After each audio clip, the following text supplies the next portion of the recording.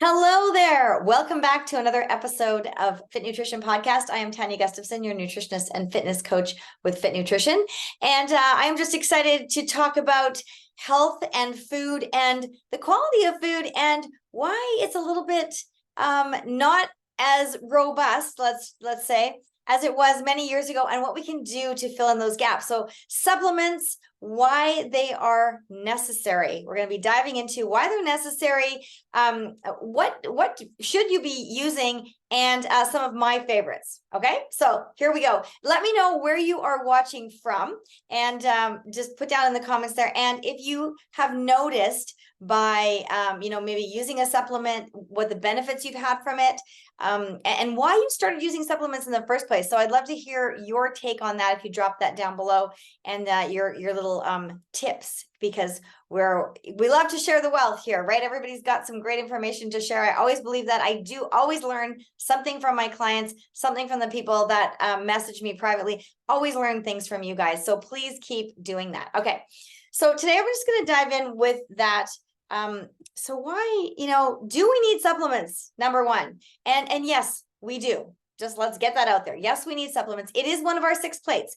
Remember the 6 plates, right? The 6 plates are those six those 6 spinning plates that basically the pillars, if you will, right? So nutrition, sleep. I'm just looking for my 6 plate picture and I don't have it right here with me. Anyway, but yeah, so our nutrition is our food is our foundation, the exercise, the water, sleep, stress, we got to manage that. And then our supplements to fill in those nutritional gaps. And when we don't fill in those nutritional gaps, well, we just don't feel our best, right? And our body isn't properly set up to deal with all the issues that come up that we need to have. So, all right.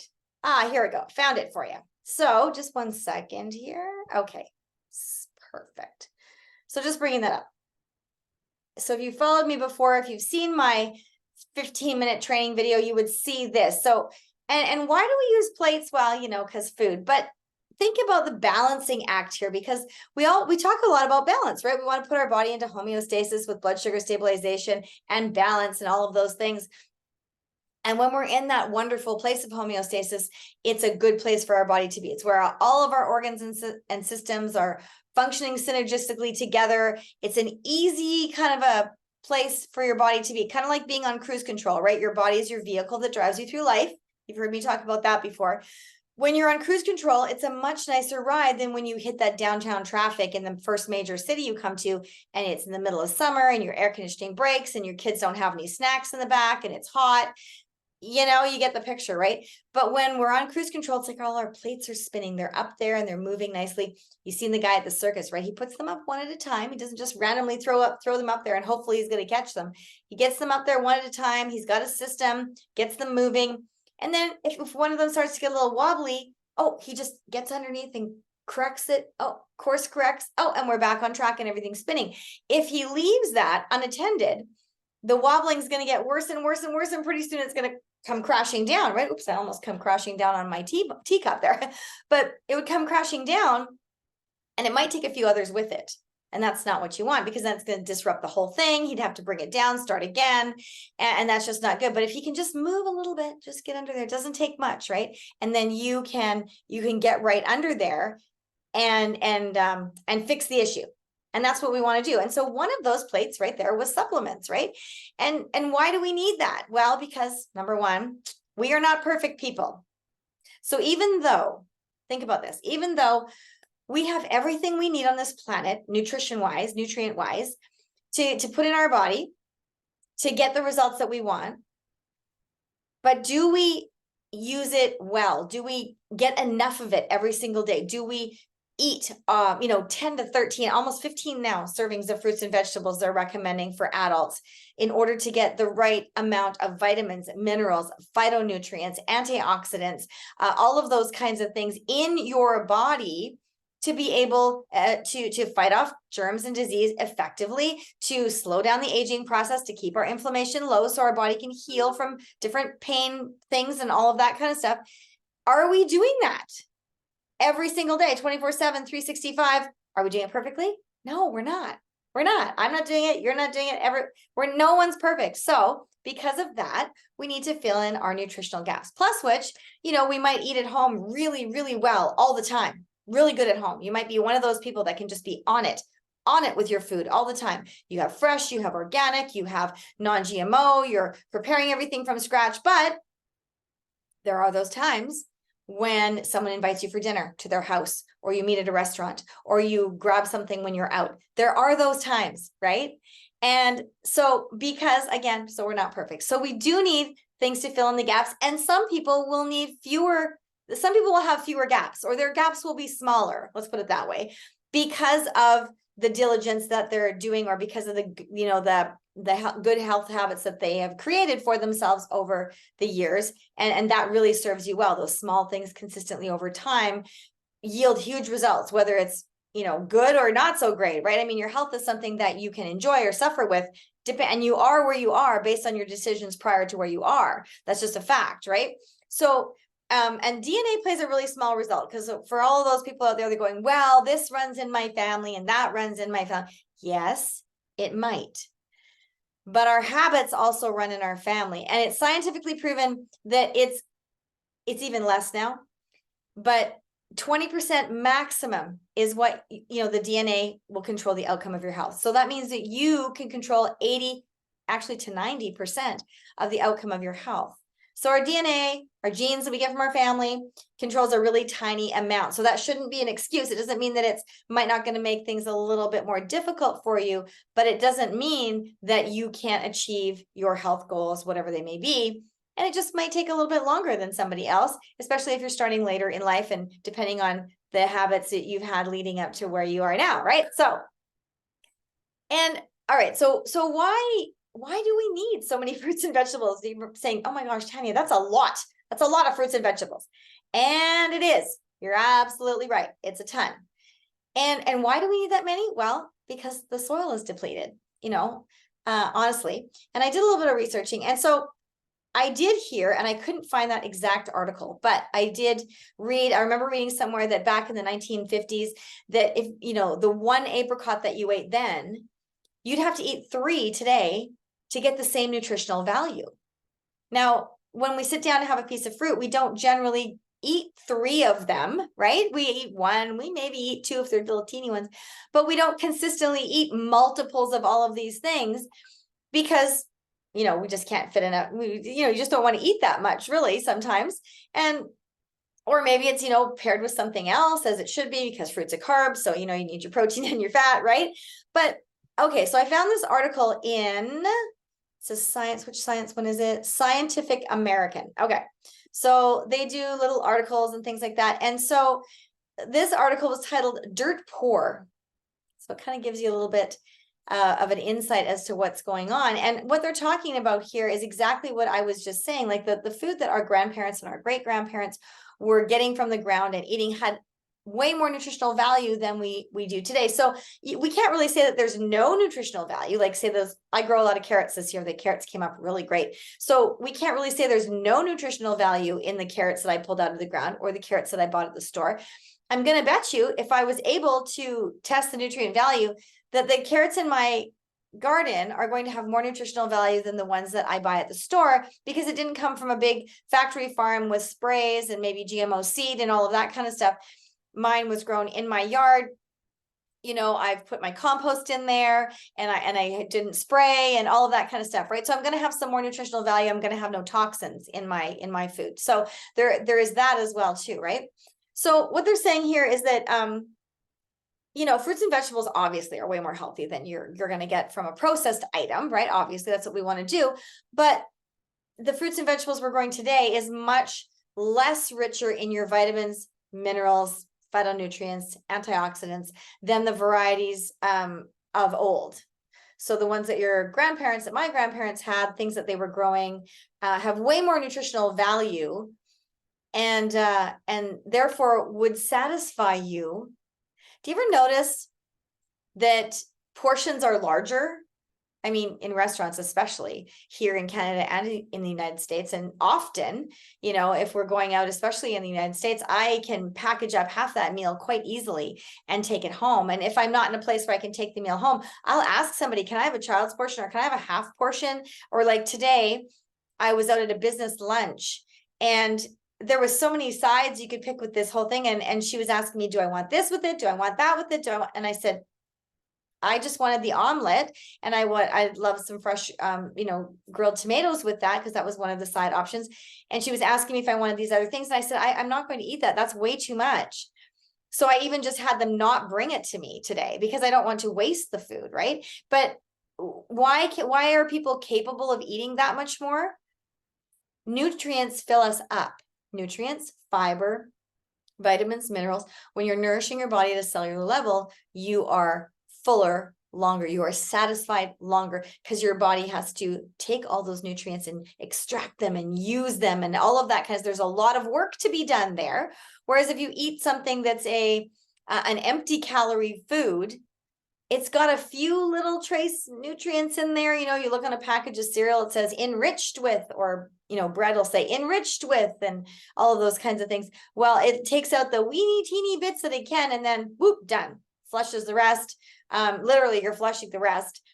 And so there's not a lot of nutritional value there. And so you feel like you want to eat later, plus which they're usually high in carbs, so your blood sugar spikes up, you come crashing down, so then you have a low energy as well too, and it's just a vicious cycle. So the modern agricultural methods have really stripped the amount of nutrients out of the soil.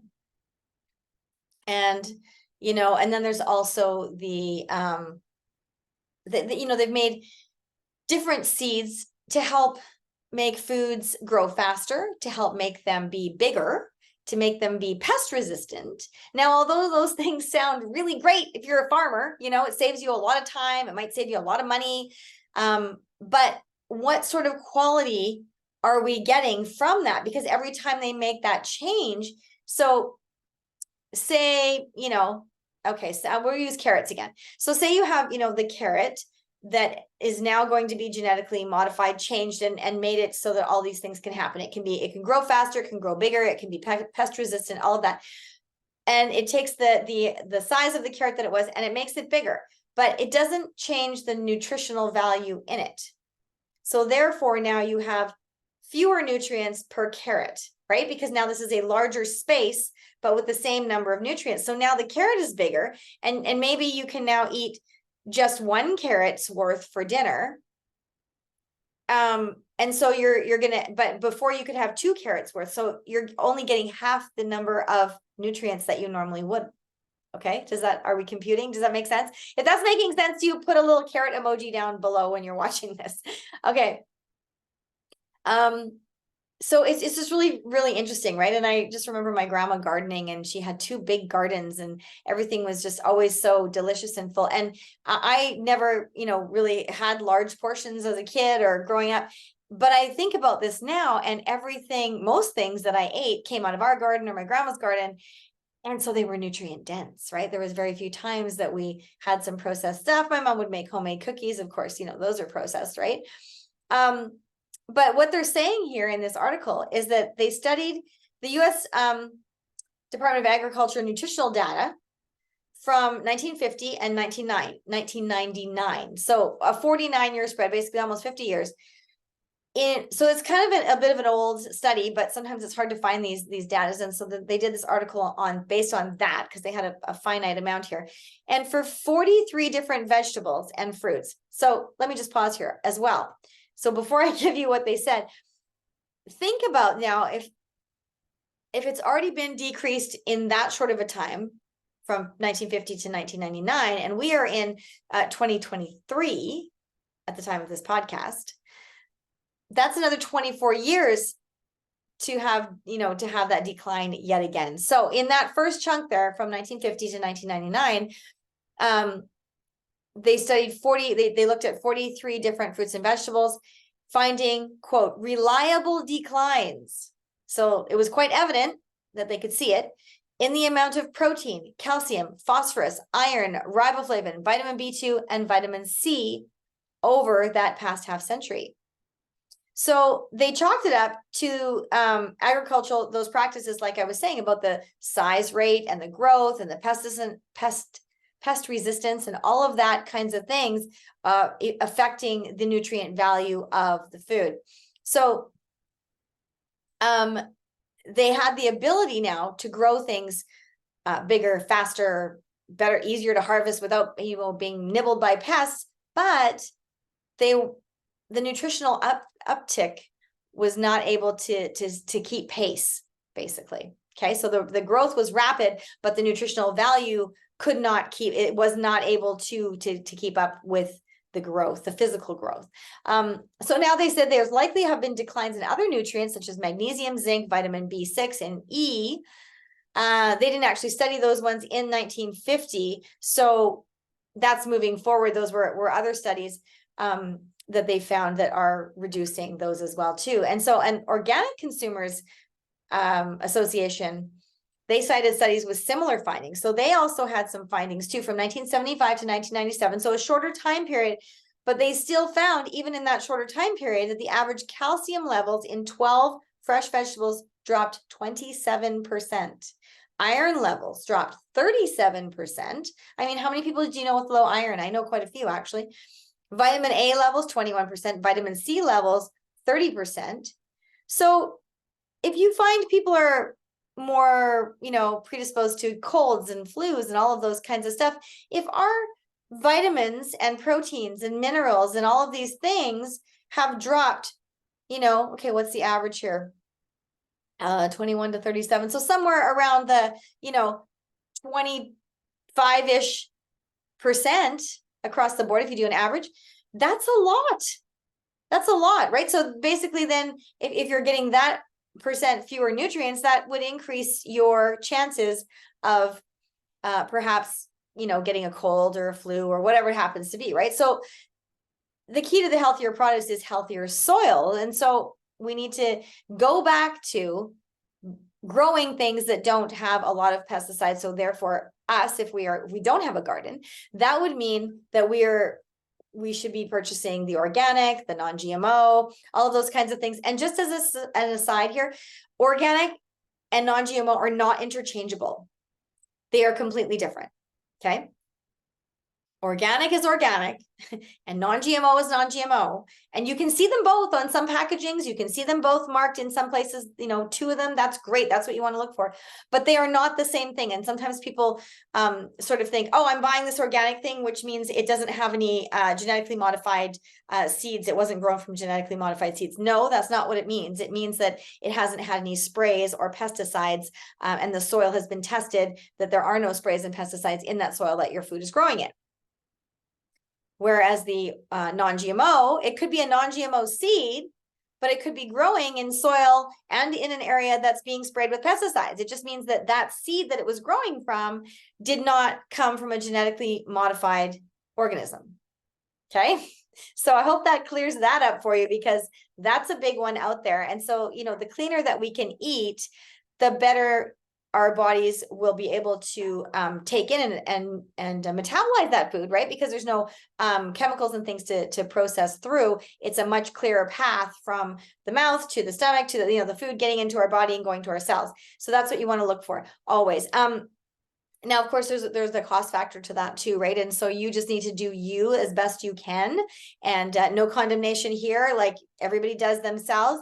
Just thinking about, if this is important to me, then, if there's something else that, maybe I don't really need that bag of chips, I don't need that thing of ice cream, I'll maybe just, save it for Christmas and do it once a year, then I can take that little bit of money, or maybe I don't need Starbucks every day. Maybe I'll do it once a week, and I can take that money and then buy the cleaner fruits and vegetables, so there's just choices, right? It's all about choices, and you make the ones that are best for you. But I am here to give you the information so that you can hopefully make a better choice. That's my job here. So back to the supplements, and that is why we need them, because even if we are doing really super good, and let me tell you, I have one vegan daughter and one vegetarian daughter, and even they don't get 10 to 13 servings of fruits and vegetables a day. Like, not consistently.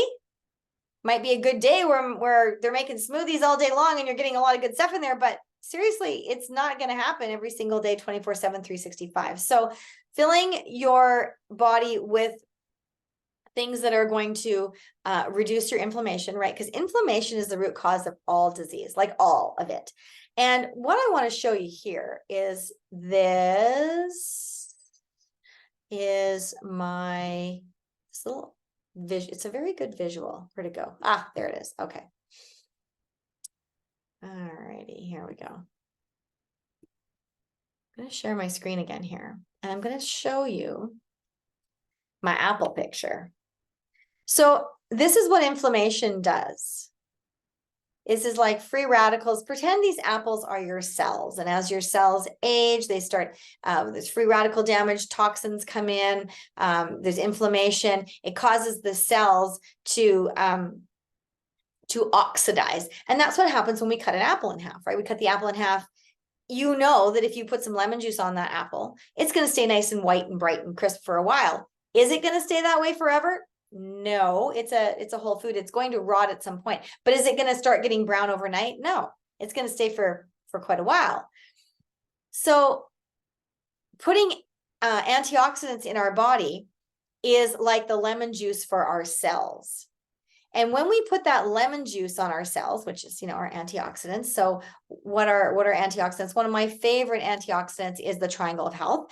And so the Triangle of Health is your Sunrise Superfood Gel Pack, no sugar in there, all the superfoods to help, bring down the inflammation, lots of berries in there, astaxanthin is in there, aloe vera, and all the good stuff. So, and then our sunset, the astaxanthin is in the sunset rather, and the tocotrienols, so high dose vitamin E and omegas sourced from wild cold water sockeye salmon. And so again, with the antioxidants, but also for brain health and joints, and then the little sunrise pouch is also your water soluble vitamins. The sunset is your fat soluble vitamins, and you need both, right, in your body, not just one.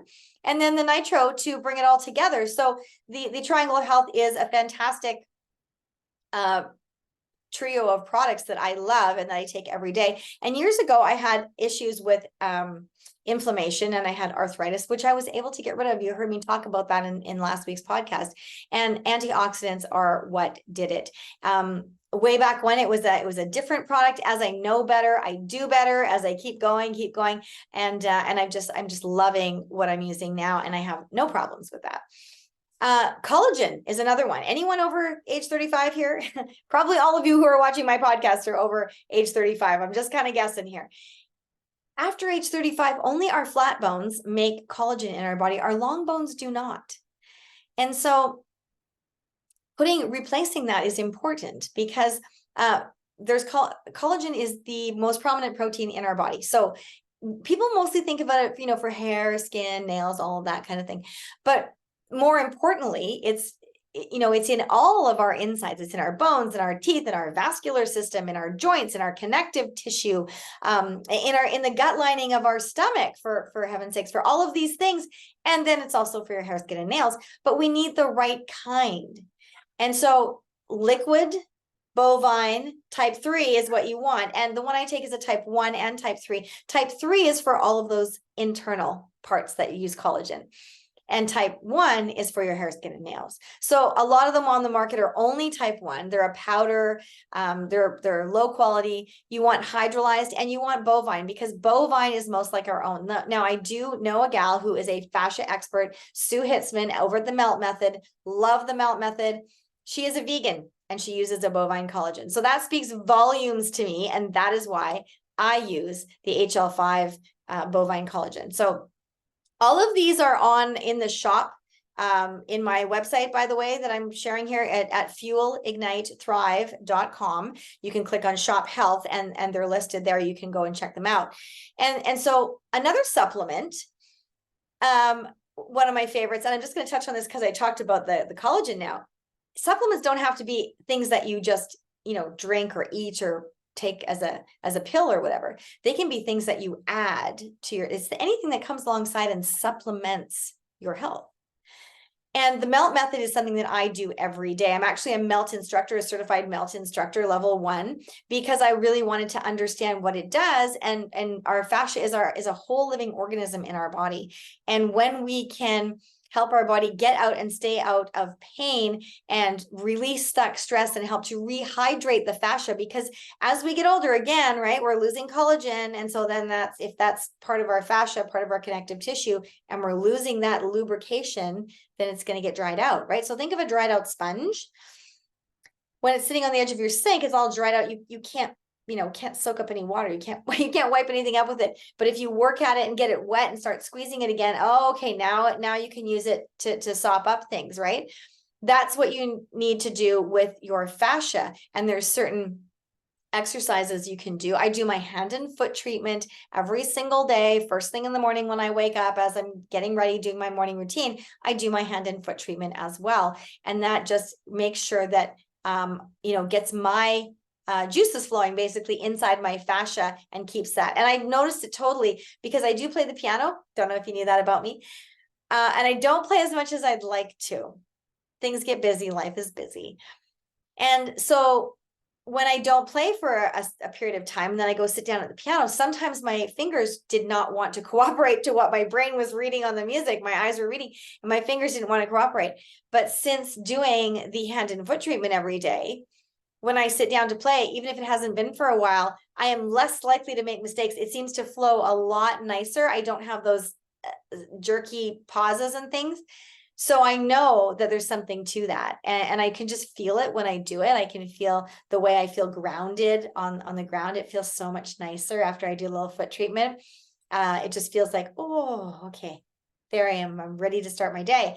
And I do love it. I do notice a feeling of that. And so there's many more other parts of your body that you can affect with melt. You can affect any part of your body. Really, there's a treatment for it.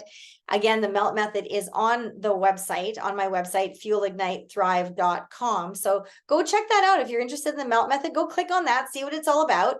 You can find her on YouTube as well too, and just try the rebalance sequence. I highly recommend to try that one. And you don't have to have any fancy equipment to give it a try. But then if you do want to order, and I do recommend that you use the proper foam density that she has for the rollers and for the little ball for your hands, because you're going to get much better results. I've tried both. Like I've just, used things around my house and you get kind of a result. But then when I was taking my instructor course and I got all of the proper parts, proper equipment, wow, it made such a difference. So I'm just going to throw that out there. But you can definitely go onto YouTube and watch some of her things for free. So look up, melt method on YouTube and check it out. Check out the rebalance sequence. Try that.